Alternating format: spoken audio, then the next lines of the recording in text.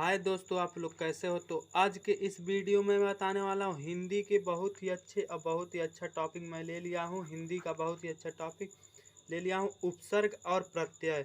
बहुत ही बार यह बोर्ड के परीक्षाओं में आपसे पूछा गया कि उपसर्ग और प्रत्यय क्या होता है, इसको कैसे करते हैं, इसको कैसे कैसे किया जाए। तो बहुत ही बार पूछा जाता है, बहुत से बच्चे इसको भूल जाते हैं। तो देखिए, मैं इस वीडियो में बहुत ही अच्छे तरीके से, बहुत ही बढ़िया तरीके से बताऊंगा प्रत्यय और उपसर्ग।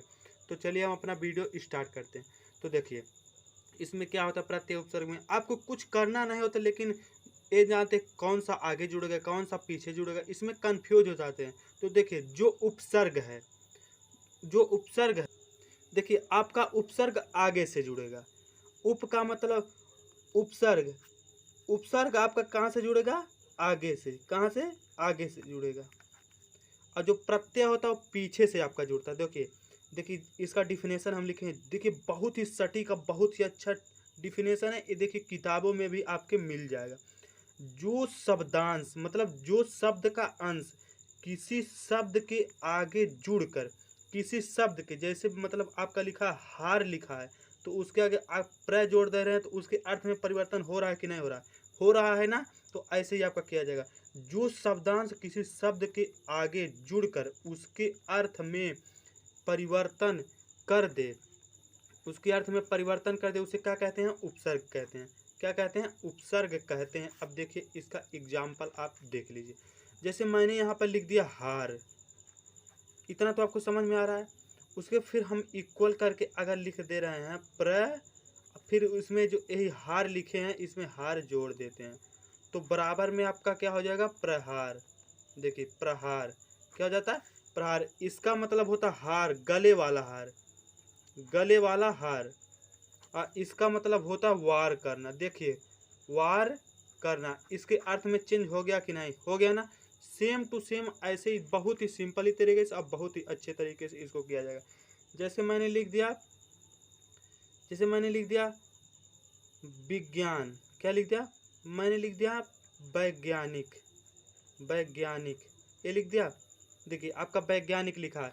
उसके बाद में हम इसके आगे अगर जोड़ दें मनो, क्या जोड़ दें, मनो धन, और इसको फिर लिख दें मनोधन वैज्ञानिक, मनोधन वैज्ञानिक। तो आपका क्या हो जाएगा, मनोवैज्ञानिक, मनोवैज्ञानिक क्या हो जाएगा, मनोवैज्ञानिक। देखिए यही उदाहरण इसका होता है, बहुत ही अच्छे तरीके से, अब बहुत ही सिंपल तरीके से किया जाएगा। देखिए वैज्ञानिक, इसमें केवल वैज्ञानिक था और इसमें मन का वैज्ञानिक हो गया, मन वाला हो गया। क्या होगा, मन वाला हो गया। देखिए बहुत ही अच्छे तरीके से, बहुत ही सिंपल तरीके से आप लोगों को समझ में आ रहा होगा। मैं बहुत ही अच्छे तरीके से बता रहा हूँ। अगर मेरा वीडियो आपको अच्छा लगे तो लाइक एंड सब्सक्राइब करना ना भूलिएगा भाइयों। तो चलिए और देखते हैं, और जैसे उदाहरण देख लेते हैं। अगर आपका लिखा है, अगर मान लीजिए आपका लिखा है प्रकाश, क्या लिखा है, प्रकाश, प्रकाश लिखा है। कोई प्रकाश, किसी भी वस्तु का प्रकाश, जैसे बैटरी हो गया, टॉर्च हो गया, लालटेन हो गया, किसी भी वस्तु का प्रकाश।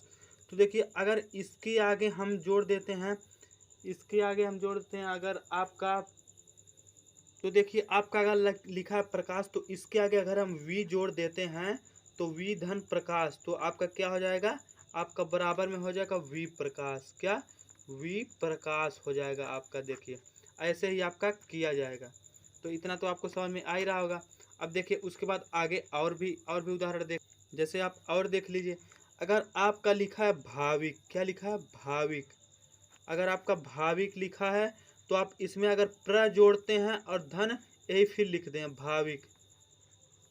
देखिए तो आपका क्या हो जाएगा, प्रभाविक। क्या हो जाएगा, प्रभाविक। मैं आशा करता हूं कि बहुत ही अच्छे से, अब बहुत ही सिंपली तरीके से आपको समझ में आ रहा है। देखिए आप आगे जोड़ेंगे। तो अब चलिए आगे देख लेते हैं। आपका उपसर्ग खत्म हो गया। उपसर्ग का मतलब जो आगे जुड़कर उसके अर्थ में परिवर्तन कर दे उसे क्या कहते हैं, आपका उपसर्ग कहते हैं। जैसे आपका हार लिखा है, देखिए यहाँ पर जैसे आप देख लीजिए हार लिखा, अगर उसके आगे आप प्र जोड़ देते हैं उसका अर्थ में परिवर्तन हो जाता है। अब देखिए आप उसके बाद बताएंगे आपको प्रत्यय। प्रत्यय क्या होता है, इसको बहुत ही बेहद और बहुत ही सिंपल तरीके से बताएंगे। आप लोग एक बार जरूर देखिएगा मेरे वीडियो को। देखिए प्रत्यय यहाँ पर दिया है, किसे कहते हैं। देखिए इसमें इसमें सेम पोजीशन होता है। जो शब्दांश, देखिए जो शब्दांश किसी शब्द मतलब शब्दांश मतलब शब्द का अंश होता है। जो शब्दांश किसी शब्द के पीछे जुड़कर उसके अर्थ में परिवर्तन कर दे उसे क्या कहते हैं? आपका प्रत्यय कहते हैं। क्या कहते हैं? प्रत्यय।